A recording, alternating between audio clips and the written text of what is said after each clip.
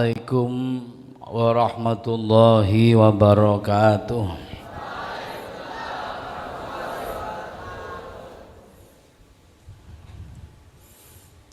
Bismillahirrahmanirrahim.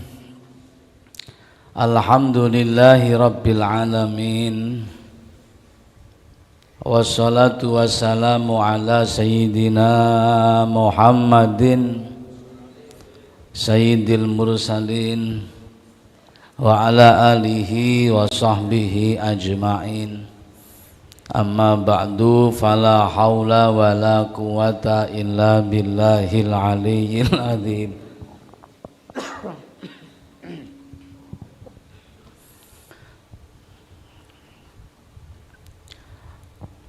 Yang saya muliakan segenap keluarga Al-Maghfurlah Abah Kiai Haji Muhammad Jamaluddin Ahmad.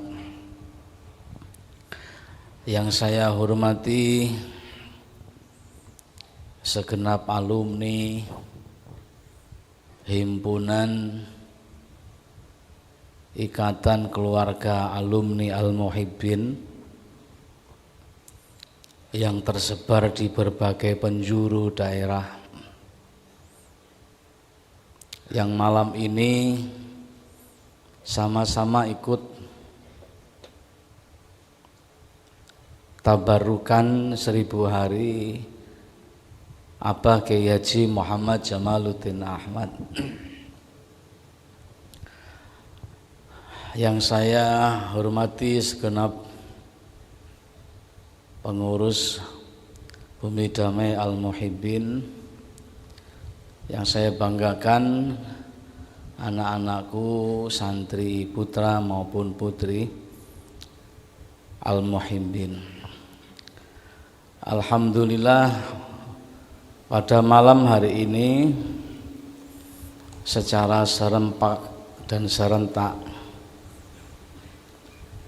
anak-anak kesayangan dari Abah Kiai Haji Muhammad Jamaluddin Ahmad dengan semangat mengadakan acara peringatan 1000 hari.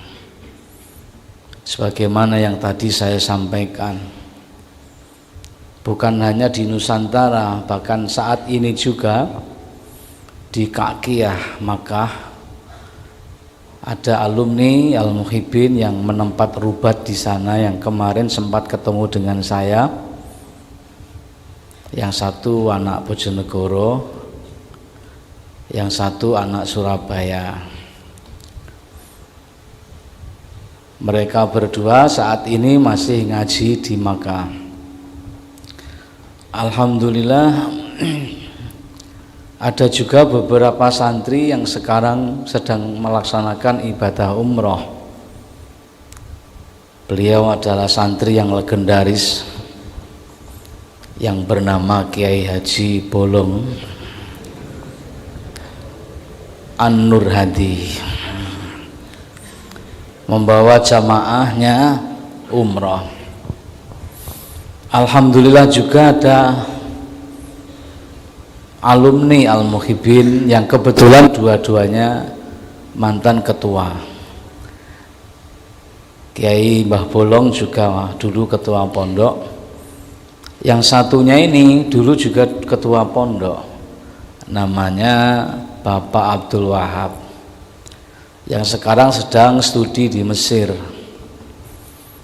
Kemudian saat ini juga beliau sedang melaksanakan ibadah umroh di Makkah. Mudah-mudahan juga nanti bisa ketemu dengan Kiai Haji Abdul Khalik Hasan yang saat ini juga sedang melaksanakan ibadah umroh. Saya sudah dikirimi kabar kalau di sana dilaksanakan jam 4 sore, terpautnya 4 jam. Jam 4 berarti di sini jam 8 malam. Itu kalau tepat, kalau tidak tepat berarti ya saat ini juga.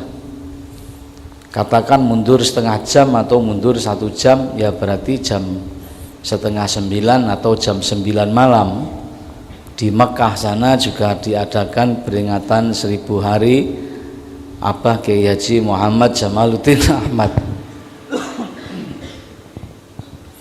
Di Jepara juga, di Blora, di Surabaya, di Sidoarjo. Di Sidoarjo itu di dekatnya rumahnya ibu, di perumahan di belakangnya rumahnya Ibu Muhimah. Kemudian di Tulungagung di Masjid Kampus UIN. Terus kemudian di Kediri di Yayasan Al Asy'ari juga salah satu alumni dan sekaligus juga wali santri, namanya Pak Haji Heri Susanto. Terus kemudian di berbagai tempat lagi yang saya tidak bisa menyebutkan satu persatu. Mewakili keluarga, saya mengucapkan kepada beliau semuanya, para alumni yang tergabung dalam Hikam, jazakumullah ahsanal jaza. Mudah-mudahan amal ini diterima oleh Allah Subhanahu wa taala, dan mudah-mudahan kita bisa menyampaikan bakti kita kepada guru kita, orang tua kita, Kiai Haji Muhammad Jamaluddin Ahmad. Karena waktu Kanjeng Nabi ditanya, "Ya Rasulullah, kalau orang tua saya sudah meninggal, apakah saya masih bisa berbakti kepada orang tua?" Bisa, dengan memberikan doa, dengan mendoakan. Mudah-mudahan ini menjadi bakti kita semua sebagai putra-putra beliau. Karena pada hakikatnya guru itu juga orang tua. Orang tua itu ada 3 macam. Orang tua yang melahirkan kamu, orang tua yang melahirkan istrimu, dan orang tua yang mengajarimu. Orang tua itu ada 3. Guru itu juga merupakan orang tua. Maka sebagai anak juga harus berbakti kepada guru yang merupakan orang tua spiritual. Anak-anakku sekalian yang saya banggakan, Abah Kiai Haji Muhammad Jamaluddin Ahmad itu sulit untuk diceritakan secara lengkap, tapi juga mudah sekali dibaca pelajarannya. Karena Abah Kiai Muhammad Jamaluddin Ahmad itu seperti buku yang terbuka, yang kehidupannya bisa dibaca dan bisa ditiru serta diteladani. Ada beberapa fase dalam kehidupan beliau. Fase ketika beliau masih kecil. Waktu itu mondok di tempatnya Mbah Yai Abu Ammar sambil masih sekolah di SR. SR itu sekolah rakyat, kalau sekarang namanya SD. Mengaji di Mbah Yai Abu Ammar ini. Fase berikutnya Mbah Yai Jamal mondok di Tambak Beras selama 6 tahun. Fase berikutnya Mbah Yai Jamal mondok di Jawa Tengah. Pondoknya yang menjadi base campnya di Lasem. Tapi beliau mondok bukan hanya di Lasem. Kalau ada kilatan beliau ke Poncol. Kalau ada kilatan beliau ke Meranggen. Kalau ada kilatan terus begitu muter-muter. Belum lagi ketika di Lasem, Abah Yai Jamal sudah diundang ngaji di kampung-kampung. Sudah diundang ngaji di kampung-kampung. Nah, ada fase berikutnya Mbah Yai Jamal sudah berumah tangga. Sudah berumah tangga, rumahnya masih gandol mertua. Yang mana ini yang mau saya ceritakan fasenya ini? Gandol di mertua, ya memang menikah itu tidak bisa orang langsung bisa punya rumah sendiri, enggak. Paling tidak kan menyewa di perumahan mertua indah.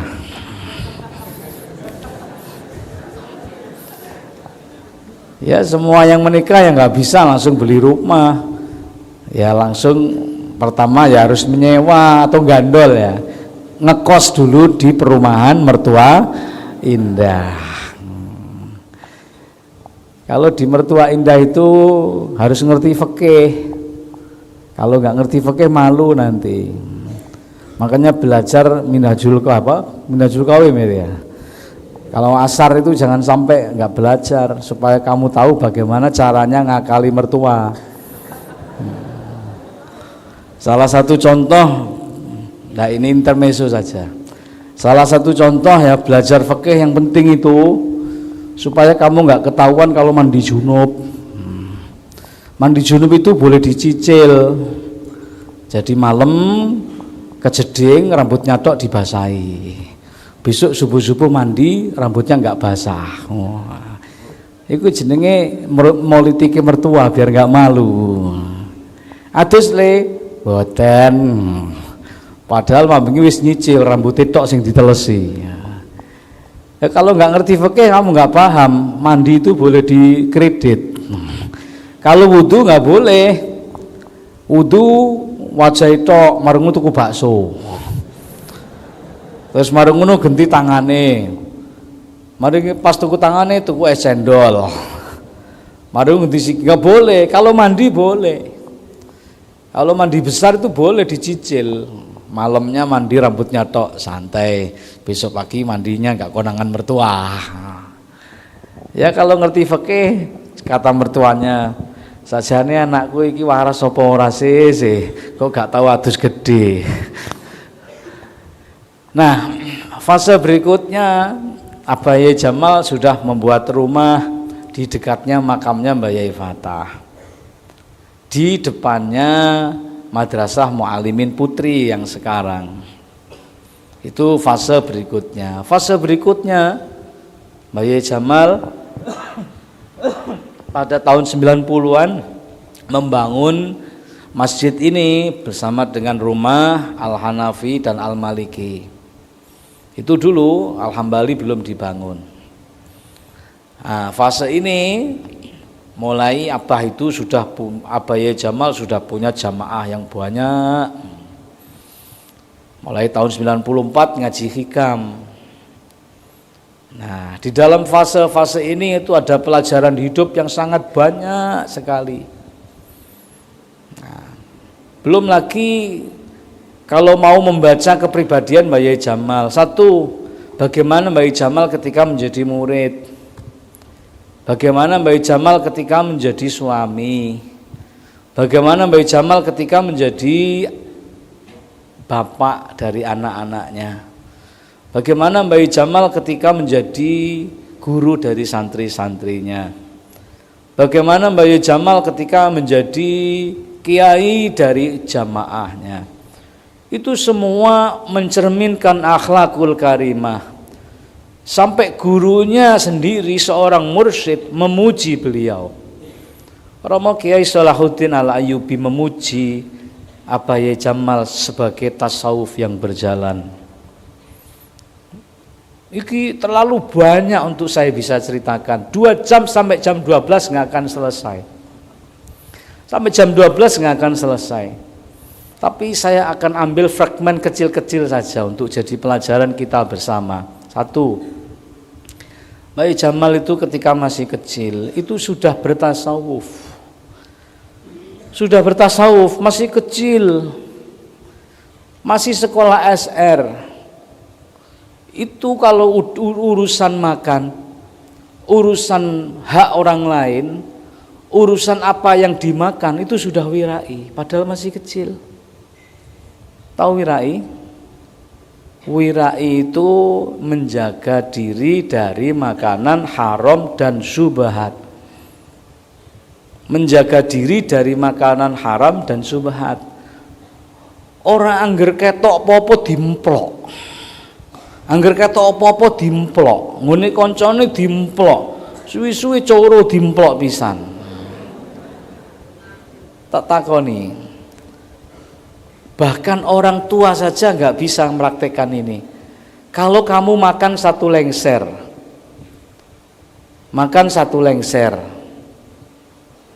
Ya, makan satu lengser ya, dimakan sak lengsernya. Maksudku gak ngono. Kalau di sini kan sing masak jadi siji, tapi kalau di kampung, kalau pas di pondok itu bawa bekal dari rumahnya masing-masing. Ada yang bawa sak kresek itu ono tempene mbek tahune, ono sak kresek itu ono kangkunge, ono sing ono mine. Tapi karena di pondok itu kebersamaan, gak dipangan dewe-dewe. Gawane dewe-dewe itu ditumplek nang lengser. Otomatis menunya campur aduk. Ono kangkung, ono pecel, nah wis ono apa jenenge, ono mie, wis iki campur aduk, wis pokoke aja diubek ngono ae. Nek diubek itu pecel campur rawon. Disuntik soto. Mari ngono es cendol lebokno pisan. Ini enggak ngono, ya pokoke ngene. Nah, pas wayahe mangan ini, siapa yang bisa menjaga dia makan miliknya saja dan gak katutan upone koncone? Bisa kamu? Gak bisa. Lho ngono iku, setiap selesai mangan, Bayi Jamal kecil ngomong nang kanca-kancane, "Sepuron ya nek ana segomu sing kepangan aku. Sepuron nek ana segomu sing kepangan aku. Sepuron nek ana segomu sing kepangan aku." Iku jek cilik wis wirai kaya ngono. Bayangkan, ijik cilik masih SR. Makanya dari kecil saya dengar cerita dari paman saya, Kiai Zainal Abidin. Abahmu iku Id, kalau panggilan saya itu Id, panggilan kecil saya. Abahmu iku Id kecilik, iku wis kaya wong tuwa. Pak Letus pun dimaksude, abahmu iku kecilik gak tahu kelambi lengenan ndek. Mergo kiai biyen ya, pakai baju lengan pendek itu mengurangi muruah. Pakai baju lengan pendek itu termasuk mengurangi muruah. Yang disebut sopan itu kalau pakai baju lengan panjang. Contohnya, sekarang kamu semua pakai lengan panjang semua kan? Kenapa begitu? Karena dianggap lebih sopan. Abaya Jamal itu sejak SD sudah kesadaran sendiri, kemana-mana bahkan ngarit itu pakai lengan panjang.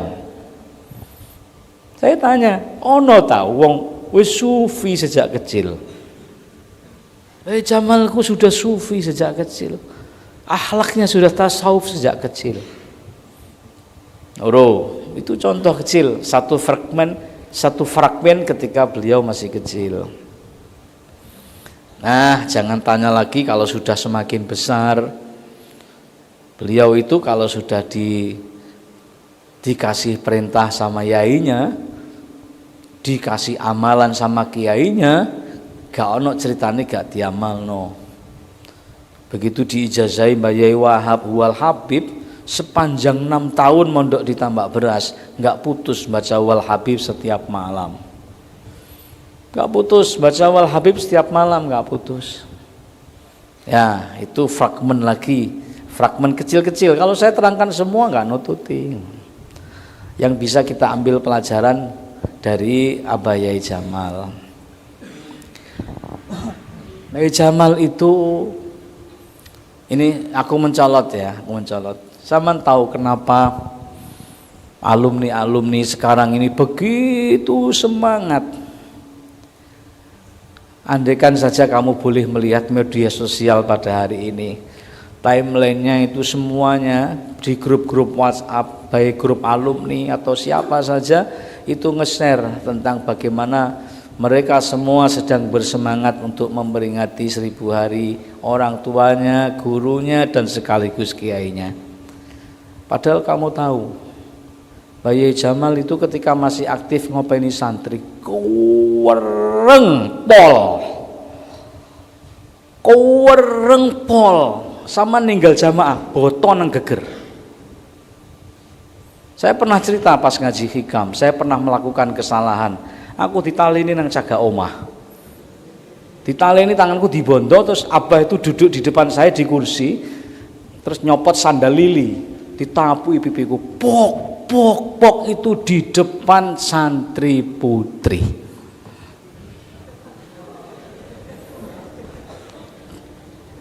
Di depan santri putri Al-Fatimiyah. Jadi dicagak di dalam rumah saya. Orang santri-santri apalagi anak bendoa itu. Anak bendoa kok gak jamaah subuh. Oh, wesi sing digawe nyunggek klambi iku iso nang geger. Iya nang geger. Makanya biar lemari ini arek-arek itu gak gawe kayu.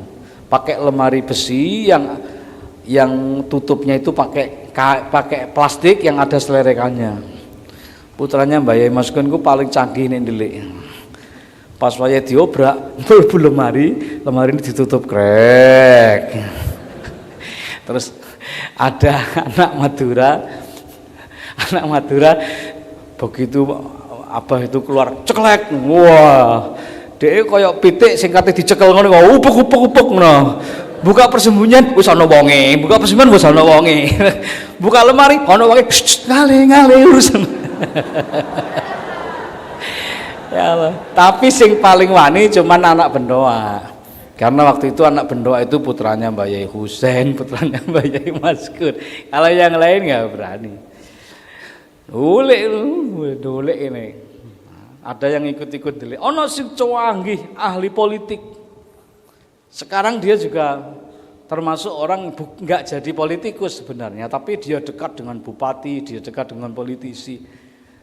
Ini saking canggihnya anak ini, kalau pas abah ngobrai, itu dia pasang sajadah, tidur di atas sajadah, kopiahnya ditutupkan kepalanya. Begitu abah masuk, oh wis sholat.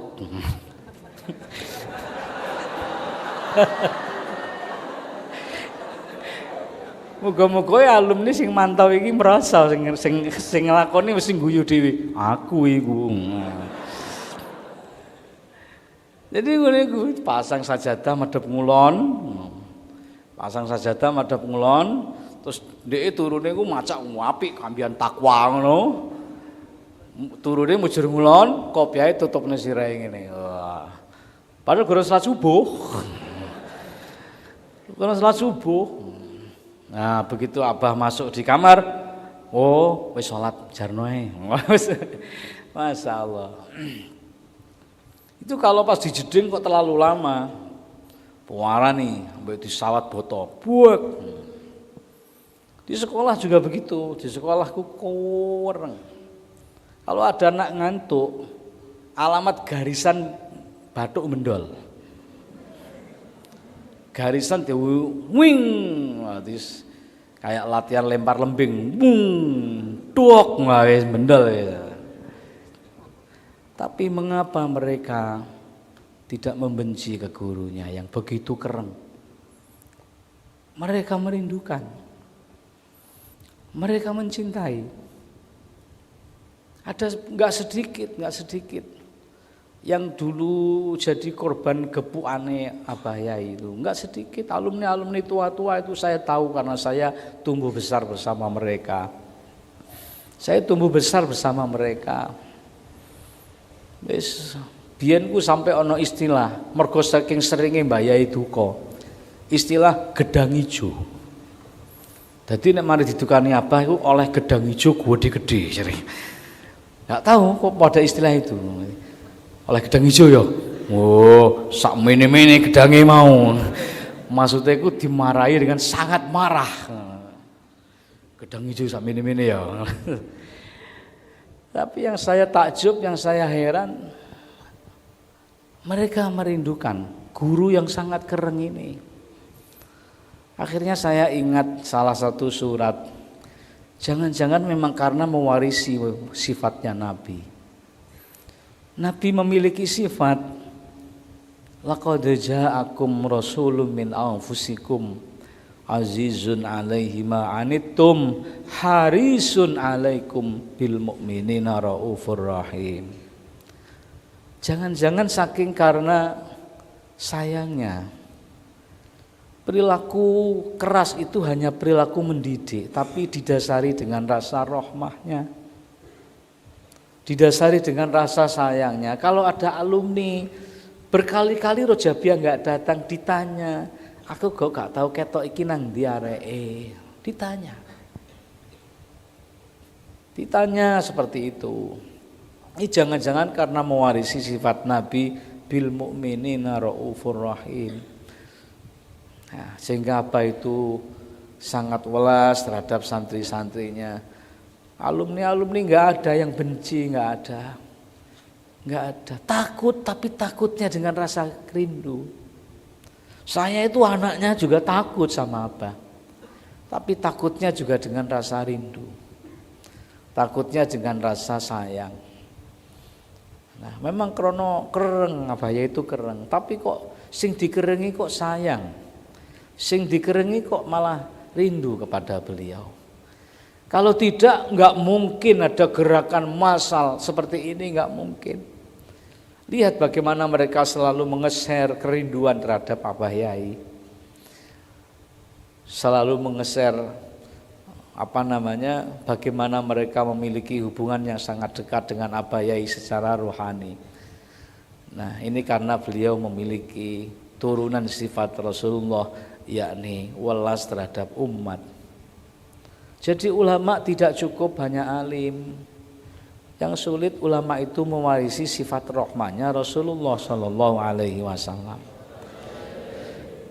Anak-anakku yang saya banggakan,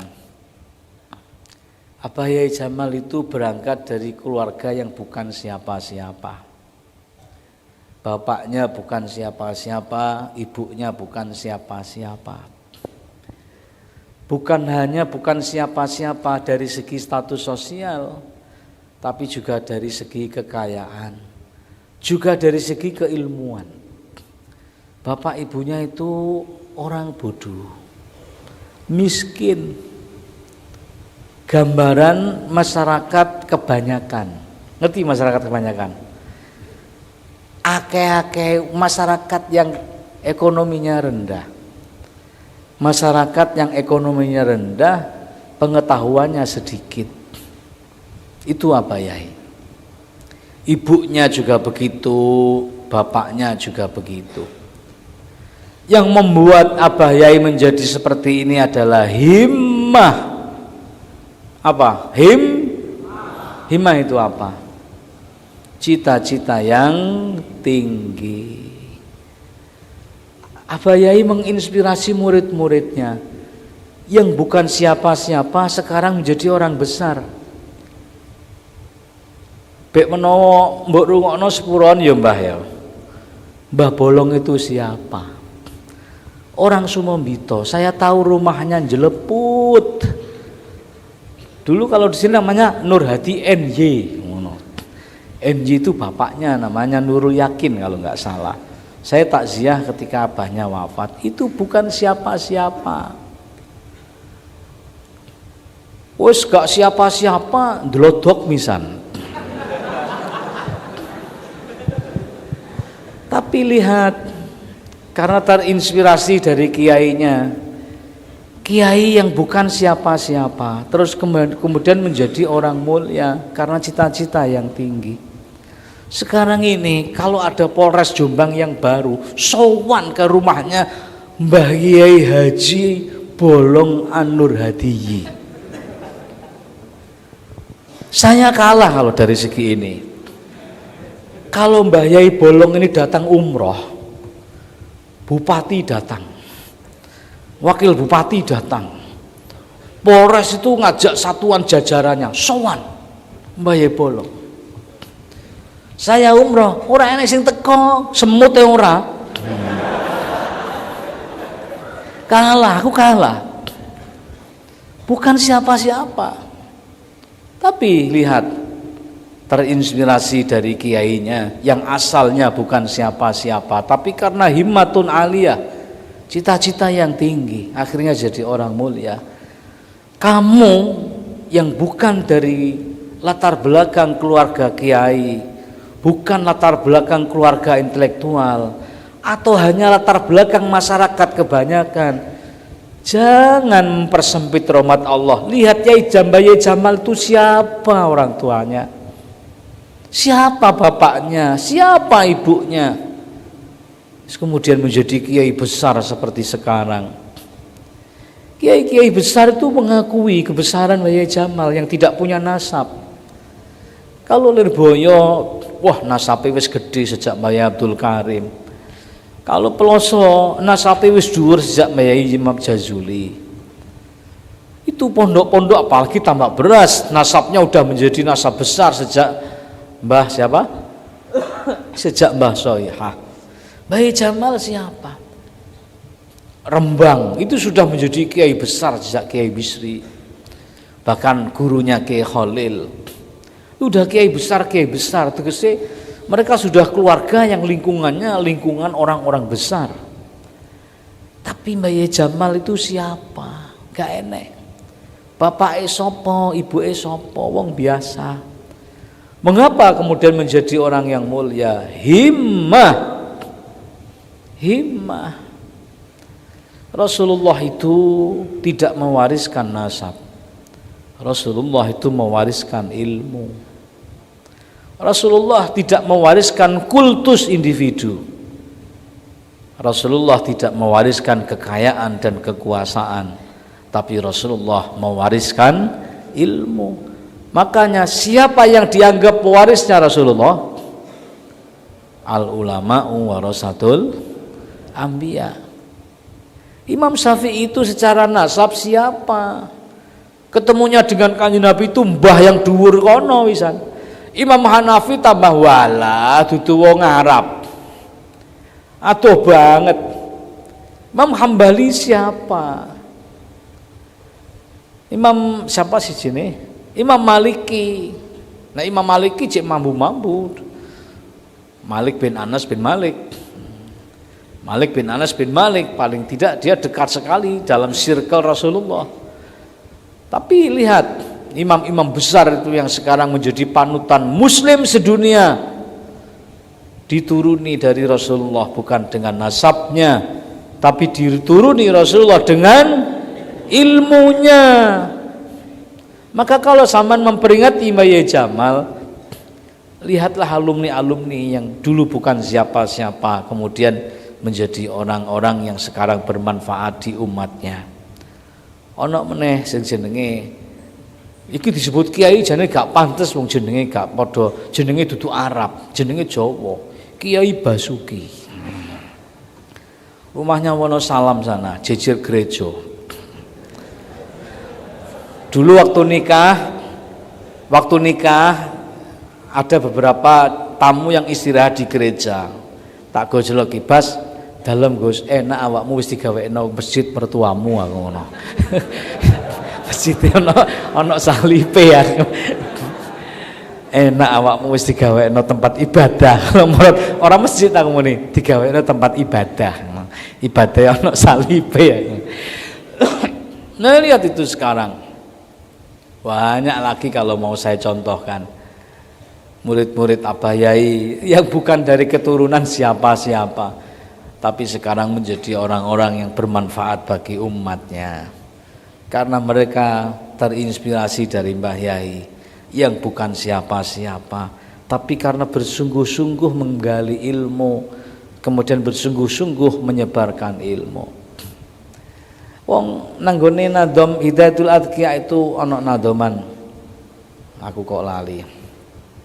Fata'allaman ilman fata'allaman lillahi ilman nafi'an in kunta tatlubumul kadaraini ta'ala.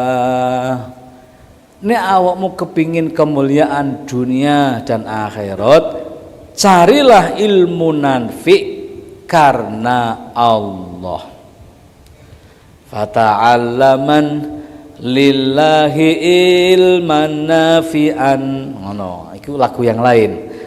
Fata'allaman lillahi ilman nafi'an in kunta tatlubumul kadaraini tala.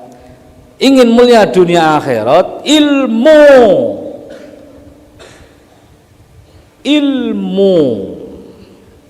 Innamal karamu bil ilmi la bin nasabi wala bil hasabi.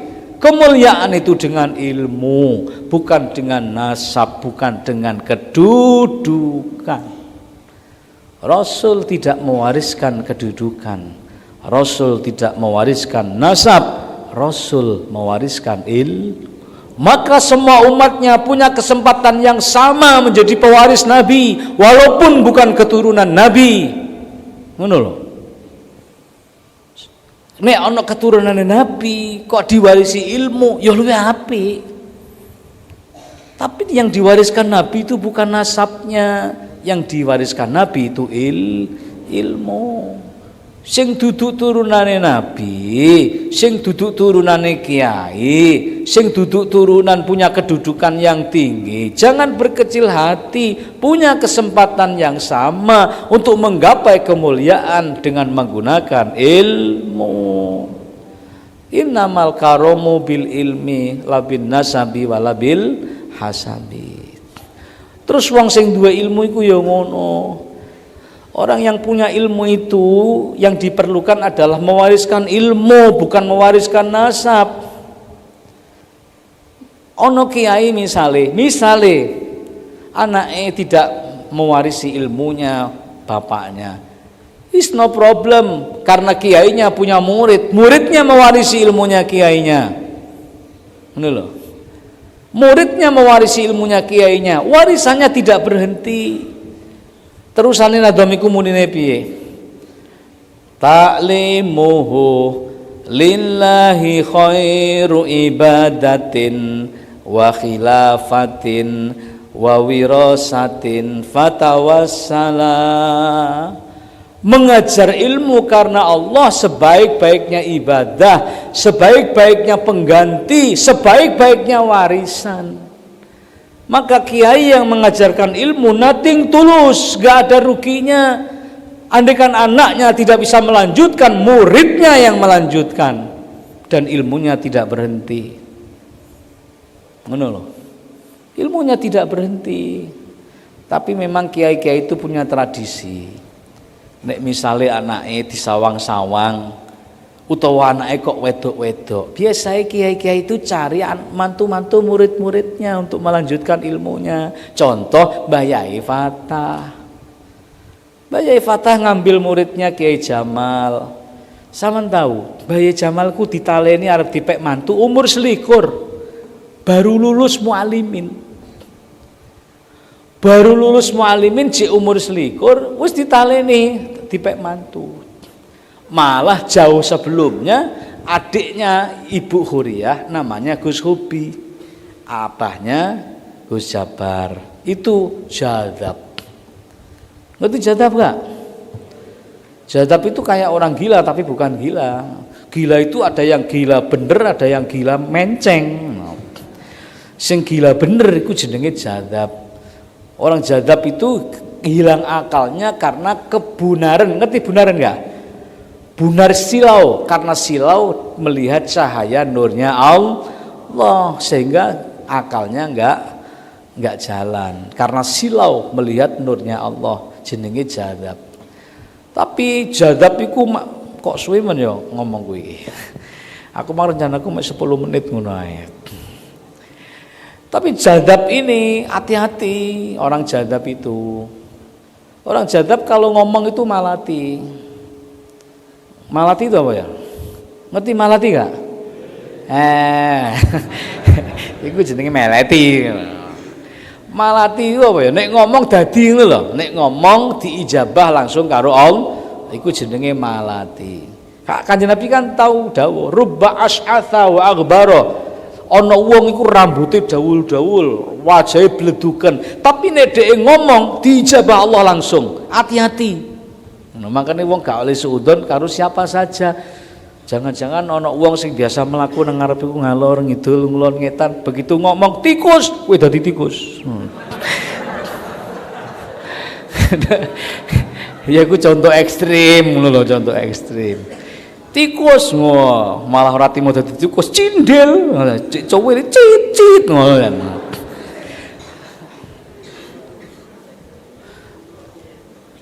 Jangan-jangan meong sing nanggone masjid iku ana sing disabda ngono kuwi. Iku biyen santri Muhibin ala pembeling terus meong akhirnya dadi meong.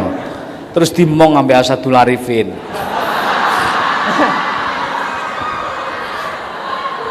Jangan-jangan iku meong jadi-jadian mergo disabda ngono. Pernah ya, jujur saja. Abai Jamal itu ganteng. Nom-nomane. Wong sepuhe ganteng apa meneh nome. Ganteng. Semi-semi kaya Pakistan wajahnya. Waktu masih umur di bawah 20 tahun. Dan itu sudah disuruh ngajar di Pondok Putri. Bayangkan. Kalau sekarang kan ada muda-muda tapi kan seperti orang tua itu. Masa jek enom di WhatsApp bar zuhur dibuka jam 4. Jek enom kok wis tuwa istirahat petang jam aku yang. Masya Allah. Sampai ambek Ustadz Nuruddin jarine jek tuwek moderatore pin jarine. Mbah sapa ya? Tapi ku kayak panglima polim. Nah, ganteng, apalagi kamu bisa bayangkan orangnya ganteng, ngajine enak, terus mulang nang Pondok Putri. Masya Allah, jenenge santri putih kemecer kabeh. Ngerti kemecer gak? Netes tes ngene wis. Pokoknya Bayu Jamal ngaji, wis. Aku PN mas.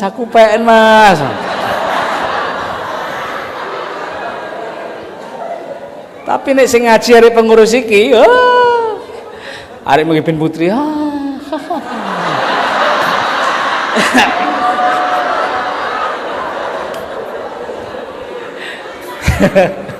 Ora guyon-guyon ganteng-ganteng ini kok. Cuman iki ana sing wis payu, ana sing durung payu ngono.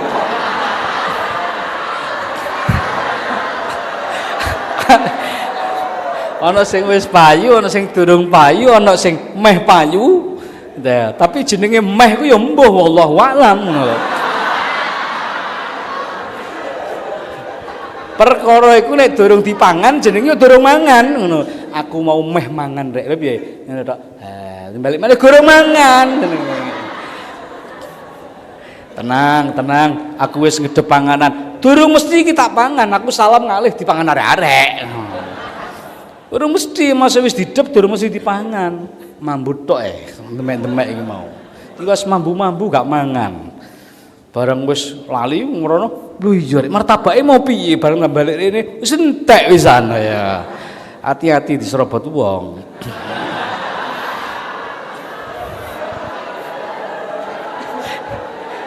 Maksudnya martabake.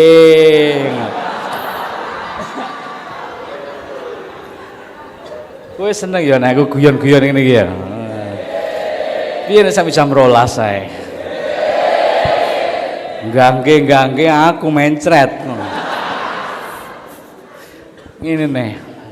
Ganteng Bayu Jamal ku ganteng. Adik ngajine ku enak, halus. Kamu tahu sendiri kan rekamannya? Itu padahal ngajine pas sepuh. Bayu Jamal itu ketika di usia saya lebih muda sedikit, 40-an sampai 50-an, kalau ngaji itu minimal 3 jam. Ngaji di kampung. 3 jam. Zaman semono wong cik kuat ngaji 3 jam. Nek zaman saiki 3 jam ngarep langsung kosong kabeh wisan. Zaman semono wong cik kuat. Belakangan Abah menyesuaikan. Saiki wong gak kuat ngaji suwe-suwe. Malah khutbahnya aja Abah dawuh, khutbahku kedawan nek zaman saiki. Wong saiki khutbah gak oleh suwe-suwe, nek perlu niru Muhibin. Qala Allah Ta'ala, Allahumma ighfiril muslimin wa muslimat. Ora ono fenomenal kaya kene ora ono. Iku perlu dilestarikan. Iku tandane khotibe alim-alim. Tandane wong alim fikih itu kan khutbah diluk, salate suwe. Wis, mari ngono pas wae abah mulang, ada anak itu yang karena naksir nyuruh koncone, anak perempuan.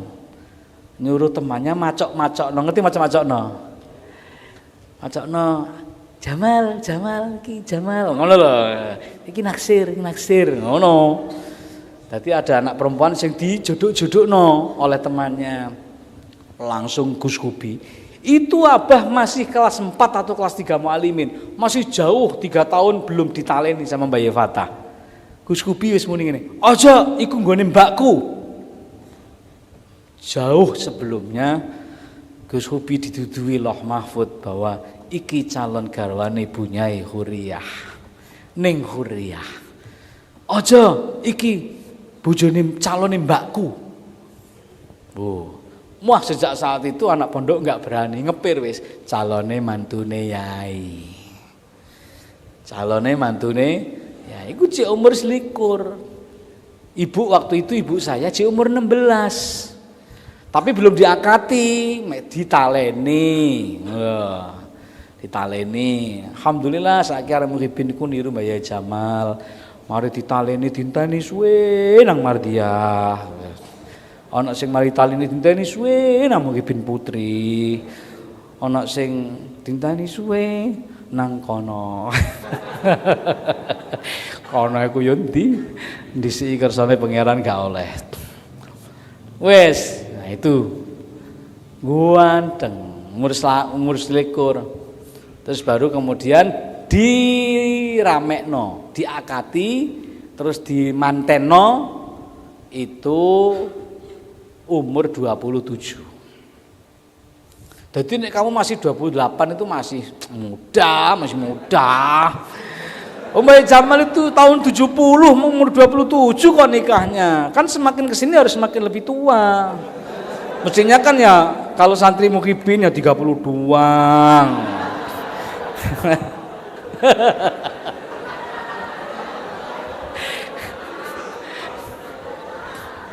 Jare ini, wah celak tayangan. Ora wong lanang gak iso tayangan. Kamu tahu, kalau kamu itu nikah anak sekarang, anak perempuan itu kayak mobil. Semakin ke belakang, semakin fasilitasnya, fiturnya lengkap. Makanya saya ganti mobil terus. Mobil itu 3 tahun fiturnya udah kuno. Mobilku ini yang sekarang saya punya, itu kalau mau nabrak ngerim sendiri. Kalau saya di jalan tol, saya nggak pegang setir, saya nggak pegang gas. Tak tinggal turun aku dewe. Namanya adaptive cruise control. Jadi kalau yang di depan sana jalan 100, saya ikut 100. Kalau yang di depan minggir, saya nyalip sendiri. Jadi semakin ke belakang, semakin canggih fiturnya. Cewek itu juga begitu. Nek cewek sing zaman-zaman winginane, sing rodok rembes, durung iso maca. Cewek zaman semono SMA iku lho isih burak. Kamu nggak percaya? Ayo scrollan nang ngone YouTube, delok filmnya Dian Sastro, Ada Apa Dengan Cinta. Pireng. Ya ora? Ireng. Semakin ke belakang, semakin canggih, semakin ayu. Maka sabar saja. Sabar. Nanti akan dapat produk terbaru, fiturnya tambah lengkap. Wes tambah belakang, tambah bengi, wes. Tapi sudah ditangkap kan maksud saya tentang masalah mengambil teladan dari Mbak Yai Jamal. Mudah-mudahan kita semua diaku sebagai anak-anak dan murid-murid beliau. Mudah-mudahan kita semua mendapatkan barokah dari beliau. Kenapa kok kirim doa? Katanya Mbak Yai Salim Azhar, sebab beliau itu programnya banyak. Maka kalau kita terus doakan, berarti semakin tinggi derajatnya, semakin derajatnya. Apa sih programnya Kiai? Memberi syafaat kepada umat. Maka semakin kita doakan, semakin naik derajatnya, semakin naik derajatnya, semakin naik derajatnya. Seperti kita mendoakan Rasulullah dengan baca sholawat. Kenapa? Soalnya programnya Rasulullah mensyafaati seluruh umat besok. Maka semakin kita doakan, semakin naik derajatnya, semakin naik derajatnya, semakin naik derajatnya. Jadi intinya ndongakno itu untuk menaikkan derajat beliau agar supaya awake dhewe iso mendapatkan syafaat. Demikian yang bisa saya sampaikan, mudah-mudahan ada manfaatnya. Al-Fatihah. A'udzubillahi minasyaitonirrajim. Bismillahirrahmanirrahim. Alhamdulillahirabbil alamin arrahmanir rahim maliki yaumiddin. Iyyaka na'budu wa iyyaka nasta'in. Ihdinas siratal mustaqim. Shiratal ladzina an'amta 'alaihim ghairil maghdubi 'alaihim waladdallin. Amin.